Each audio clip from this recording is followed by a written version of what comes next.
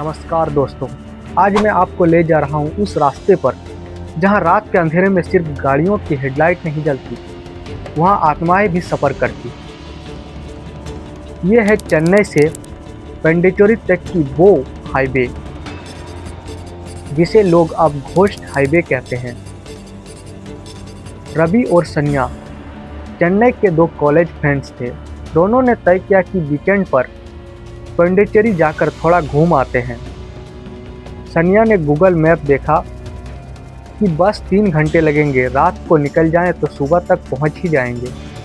रवि हंसते हुए बोला, परफेक्ट चॉइस है, रात की सड़कों का मजा ही अलग है। दोनों रवि की हुंडई i20 में निकल पड़े। सड़कें चमक रही थी, सी कोस्ट से आती ठंडी हवा और बैकग्राउंड में ए.आर. रहमान के पुराने गाने। लेकिन जैसे जैसे वो महाबलीपुरम के पास पहुंचे, सड़कें सुनसान होने लगी। चारों तरफ सिर्फ अंधेरा, कभी कभी दूर किसी गाड़ी की हेडलाइट दिखाई देती, फिर गायब हो जाता।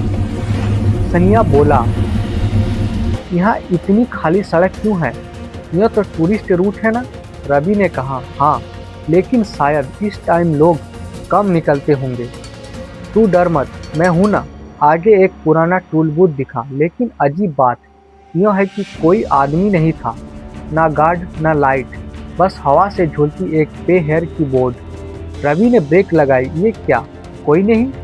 सोनिया बोली, चलो आगे चलते हैं, प्लीज रुकना मत यहाँ। रवि बोला, थोड़ा चेक कर लूँ कि बूम बार गिरा तो नहीं। वो बाहर निकला, चारों तरफ सन्नाटा। दूर झाड़ियों में से कोई हल्की सी सरसराहट सुनाई दी। रवि ने टॉर्च निकाली, कुछ नहीं।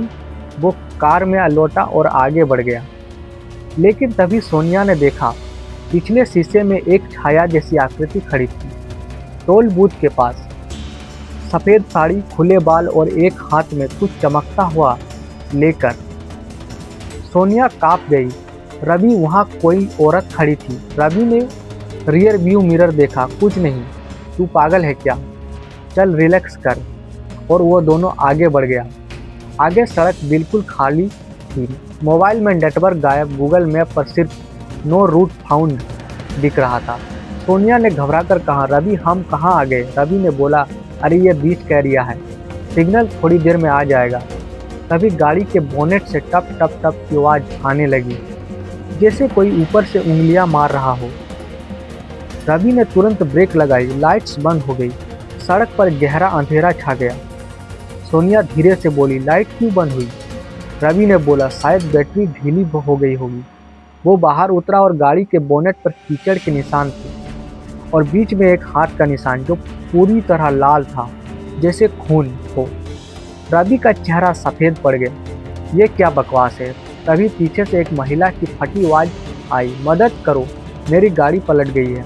रवि पलट कर देखता है, सड़क के किनारे एक टूटी हुई मारुति वैन पड़ी है, उससे धुआं उठ रहा है। रवि दौड़कर वहां गया, दरवाजा आधा खुला था। अंदर सीट पर एक औरत बैठी थी, चेहरा पूरा खून से सना हुआ है और उसका सिर एक तरफ झुका हुआ है, वो हिल नहीं रही थी। रवि बोला, मैम आप ठीक है? कोई जवाब नहीं आया। वो पास गया, हाथ छूने लगा और तभी औरत ने अचानक आंखें खोली। उसकी आंखें, दोस्तों यकीन नहीं करिएगा, पूरी तरह सफ़ेद थी और वो औरत चीखी और बोली, वो नहीं रुका था, अब कोई नहीं रुकेगा। और उसी पल सब कुछ गायब हो गया।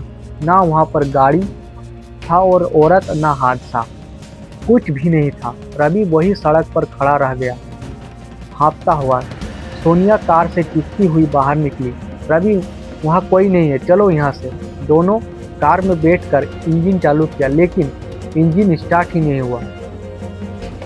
गाड़ी स्टार्ट नहीं हो रही थी और तभी हेडलाइट की परछाई में कुछ दिखाई दिया। वही सफ़ेद साड़ी वाली औरत जो टोल बूथ पर खड़ी थी। वो इस बार सड़क के बीचों बीच खड़ी थी, हाथ में वही टूटा हुआ पे हेयर बोर्ड लेकर। बोर्ड उसके साथ मुंह से खून बह रहा था और वो धीरे धीरे कार की तरफ बढ़ने लगी। सोनिया रोने लगी, रवि कुछ करो, प्लीज़ कुछ करो। रवि ने आखिरी बार कोशिश की, इंजन स्टार्ट हुआ, कार आगे बढ़ी, लेकिन जैसे ही उन्होंने स्पीड बढ़ाई वो औरत गायब हो गई। सोनिया ने कहा, वो कहाँ गई? रवि ने धीमी आवाज़ में कहा, वो शायद पीछे होगा। दोनों ने मिरर देखा और पीछे कार की रियर विंडो पर खून से लिखा था, वेलकम टू हाईवे नंबर 666। दोस्तों, चेन्नई से पन्डिचेरी के बीच का वो हिस्सा जिसे अब लोग ईसीआर के नाम से जानते हैं, यानी कि ईस्ट कोस्ट रोड कहते हैं, वहाँ पिछले कुछ सालों में कई एक्सीडेंट हुए हैं। हर बार गवाहों ने बताया उन्होंने एक औरत को सड़क पर देखा था जो मदद मांग रही थी, पर जब गाड़ी रोकी तब तक सब कुछ गायब हो चुका था। कहानी अभी ख़त्म नहीं हुई है, अभी और भी इंटरेस्टिंग चीज़ होने वाली है। सबसे पहले क्वेश्चन ये है कि आखिर कौन थी वो औरत और क्यों वो अब भी उस सड़क पर खड़ी थी। ये सब जानने के लिए वीडियो में लास्ट तक बने रहिएगा। दोस्तों, अभी तक आपने सुना कैसे रवि और सोनिया चेन्नई से पन्डिचेरी की तरफ निकले, लेकिन आधे रास्ते में उन्हें मिली एक औरत जो शायद अब इंसान नहीं थी। आज की कड़ी में वही डर बढ़ेगा और सच्चाई की परतें खुलने लगेगी। उस सड़क की जहां हर मोड़ मौत का दरवाज़ा बन चुका है। रवि की गाड़ी अब मुश्किल से चल रही थी, इंजन की घरघराहट के साथ साथ हवा भी तेज हो गई थी। सोनिया चुप थी, उसकी आंखों में डर साफ झलक रहा था। रवि ने गहरी सांस ली, शायद वो सिर्फ भ्रम था। सड़क पर धुआं, हेडलाइट्स शायद मुझे गलत राह दिखा रहा था। सोनिया ने कांपती आवाज में कहा, रवि, मैंने भी देखा था वो औरत को, वो गाड़ी में थी, उसी गाड़ी में। रवि ने कुछ नहीं कहा, बस स्टीयरिंग कसकर पकड़ लिया। कुछ देर बाद एक साइन बोर्ड दिखा, next petrol pump 10 kilometre. Ravi के चेहरे पर थोड़ी राहत आई, बस थोड़ा और, फिर वही रुकते हैं। लेकिन तभी अचानक सड़क दो हिस्सों में बंट गई। गूगल मैप अब भी सिग्नल नहीं दिखा रहा था। बाएं ओर एक टूटी हुई सड़क जो जंगल की तरफ जाती थी और दाएं ओर नई बनी हुई हाईवे। सोनिया बोली, राइट वाला रास्ता ठीक लग रहा है, लेफ्ट तो सुनसान लग रहा है। रवि ने हंसकर कहा, हाँ, पर अजीब है, गूगल पर यो मोड़ दिख ही नहीं रहा। वो सोचते हुए कार धीरे धीरे मोड़ पर लाया और तभी लेफ्ट साइड से किसी ने चीख मारी, रुको, वहाँ मत जाओ। रवि ने ब्रेक मारी, सोनिया डर के मारे चीख पड़ी। गाड़ी का दरवाज़ा बज उठा। रवि ने बाहर झांका, सड़क के किनारे एक बूढ़ा ट्रक ड्राइवर खड़ा था, सिर पर गमछा, हाथ में लालटेन। उसने कहा, बेटा, उस मोड़ पर मत जाना, वहाँ जो भी गया वापस नहीं आया। रवि ने पूछा, क्यों, क्या है वहाँ? बूढ़ा धीरे से बोला, वही उस औरत का एक्सीडेंट हुआ था 5 साल पहले, जब उसने मदद मांगी थी और किसी ने नहीं रोकी थी गाड़ी। बूढ़ा वापस आकर बोला, नाम था ललिता, नई शादी हुई थी, पति चला रहा था वैन और बारिश में स्लिप हो गई, वही उस मोड़ पर पलट गई थी उसकी गाड़ी। पति की वही मौत हो गई और ललिता की लाश 3 दिन बाद मिली, सड़क के किनारे जल चुकी वैन के पास। सोनिया की आंखों में आंसू आ गए। रवि ने पूछा, लेकिन अब लोग उसे देख क्यों पा रहे हैं? बूढ़ा बोला, लोग कहते हैं वो हर रात उसी जगह खड़ी होती है, मदद मांगती है, जो रुकता है उसे वो छोड़ देती है, लेकिन जो नहीं रुकता उसकी गाड़ी कभी मंजिल तक नहीं पहुंचती। रवि और सोनिया स्तब्ध खड़े थे। अगर तुमको जान प्यारी है तो तुम पीछे लौट जाओ बेटा, बूढ़े ने कहा। रवि ने थोड़ा रुक कर सोचा, पर उसके अंदर एक अजीब जिद जाग उठी थी। अगर कोई आत्मा है तो मैं जानना चाहता हूँ क्यों। सोनिया बोली, तू पागल है, प्लीज़ वापस चलते हैं।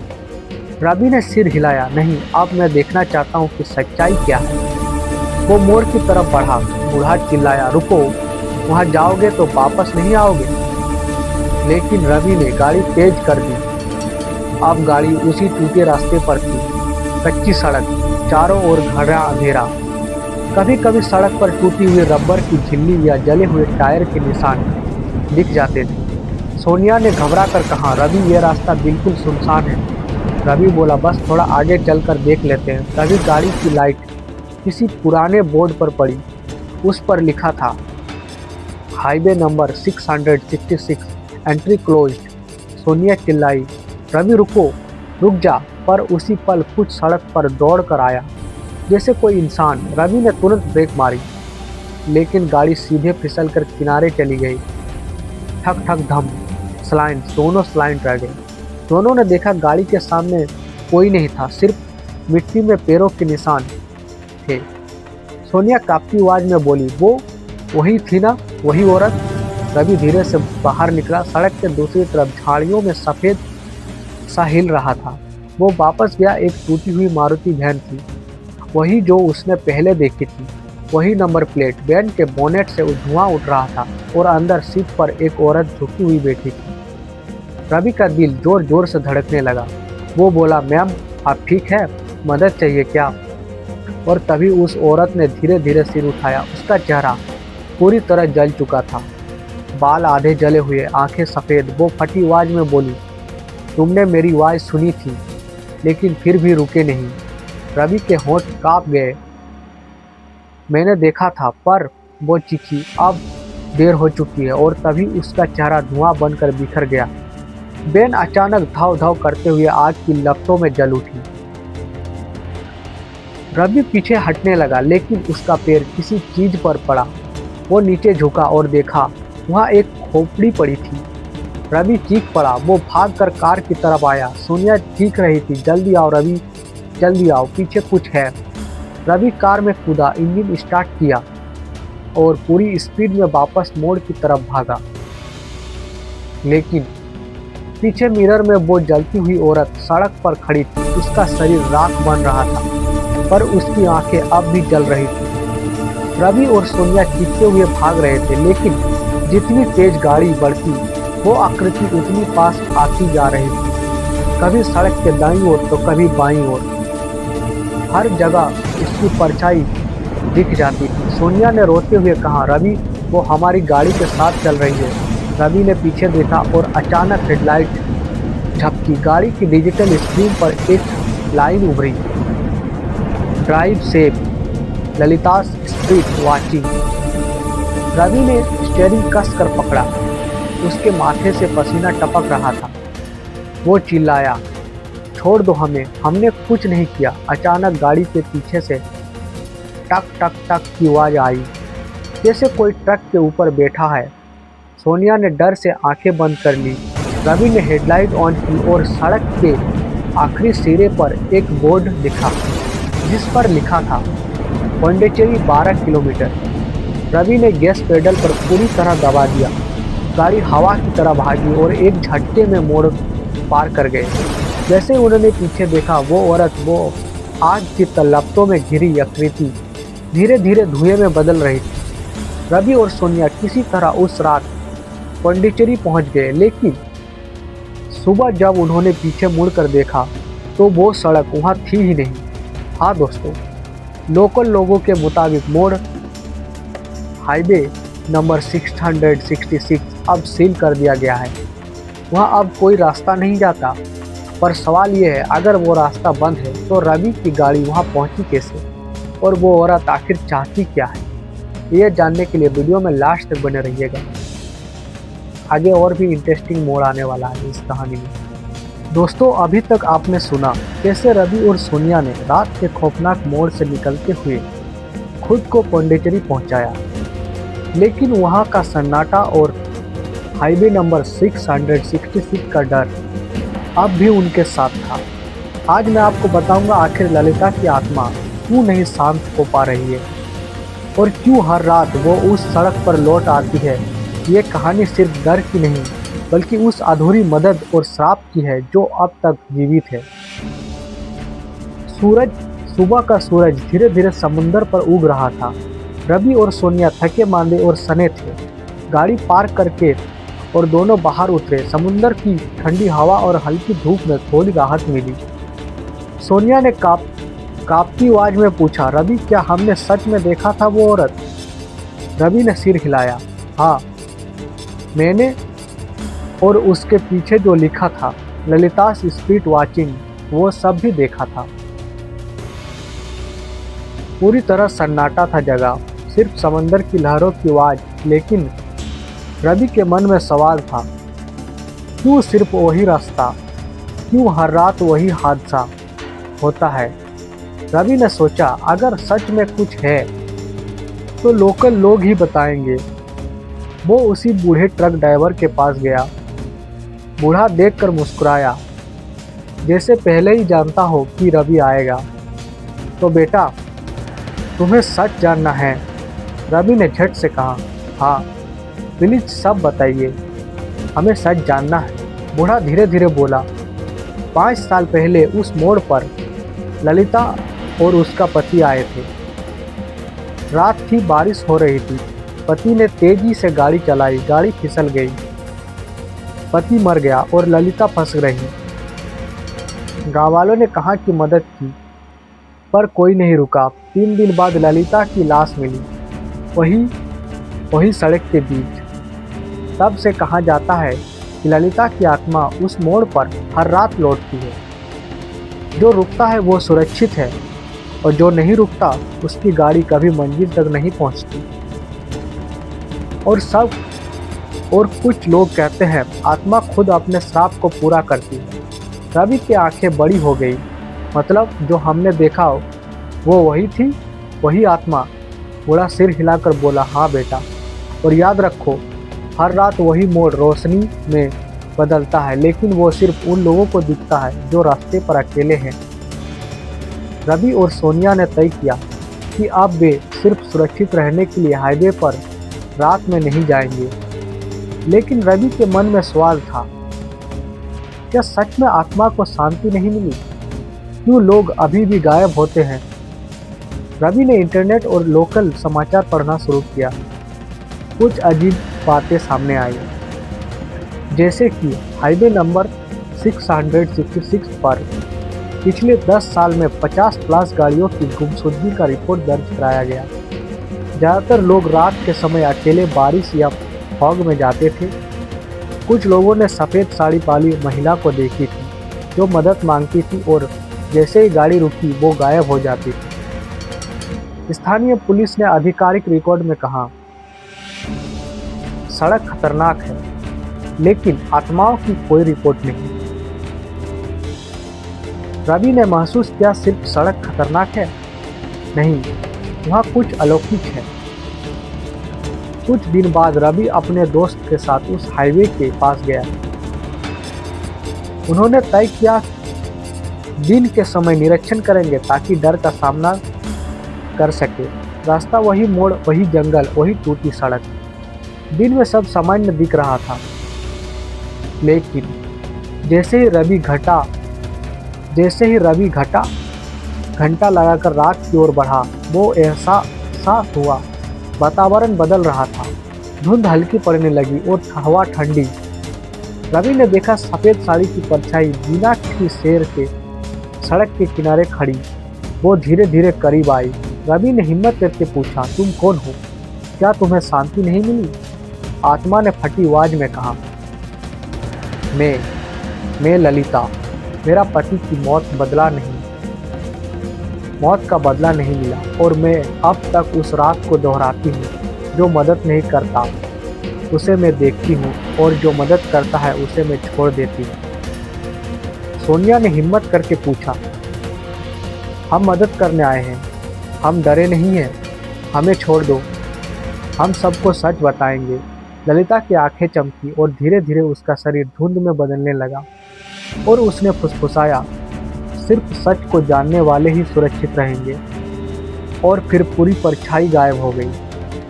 रवि ने शोध जारी रखा। पता चला कि हर बार जो व्यक्ति रास्ते पर अकेला होता है, ललिता की आवाज़ सुनता है, मदद करने की कोशिश करता है या हिम्मत दिखाता है, आत्मा उसे छोड़ देती। जो डर या घबराहट में भागता है वो गायब हो जाता है। असल में ललिता का श्राप था, जो उस रात उसकी मदद नहीं कर सका, उसकी आत्मा को अब तक सताता है। रवि और सनिया ने महसूस किया, डर केवल इसलिए था क्योंकि लोग अपने साहस और मानवता के बिना हाईवे पर जाते थे। रवि और सोनिया ने निर्णय लिया, अब हम सबको सच बताएंगे। कोई भी अकेले रात में इस हाईवे पर नहीं जाएगा और ललिता की आत्मा की कहानी फैलाएगा। ताकि मदद करना ना भूलें। उन्होंने लोकल मीडिया को कहानी बताई, सड़क पर चेतावनी बोर्ड लगाए गए, night travel alone, dangers help the needy, जिसको ज़रूरत है उसको मदद ज़रूर करो हाईवे पर चलने वालों को। और इसके बाद रवि और सोनिया ने देखा कि हाईवे नंबर 666 पर रात के समय सफ़ेद साड़ी वाली महिला धीरे धीरे गायब हो रही थी, जैसे उसकी आत्मा को शांति मिल गई हो। दोस्तों, ललिता की कहानी हमें यही सिखाता है कि कभी भी आवाज़ सुनकर मदद करना भूलना नहीं चाहिए और कभी भी रात की सुनसान सड़क पर अकेले ना जाएं। हाईवेज केवल रास्ते नहीं हैं, वे कई बार अधूरी कहानियाँ और आत्माओं के दरवाजे भी खोलते हैं। आज आपने देखा कैसे चेन्नई से पौंडीचेरी की इस हाईवे नंबर 666 पर एक आत्मा अब भी रात को लौटती है। कभी मदद मत भूलना, नहीं तो आप भी उसकी सूची में शामिल हो सकते हैं। दोस्तों, ये कहानी आपको कैसी लगी हमें कमेंट करके ज़रूर बताइएगा। और ये कहानी आपको थोड़ा सा भी डर का महसूस हुआ तो कमेंट में ज़रूर हमें बताइए। और कहानी पसंद आए तो वीडियो को लाइक करिए और चैनल को सब्सक्राइब करना ना भूलें, ताकि अगली और डरावनी और इंटरेस्टिंग कहानी सबसे पहले आपको मिले। मिलते हैं नेक्स्ट वीडियो में, तब तक के लिए जय हिंद।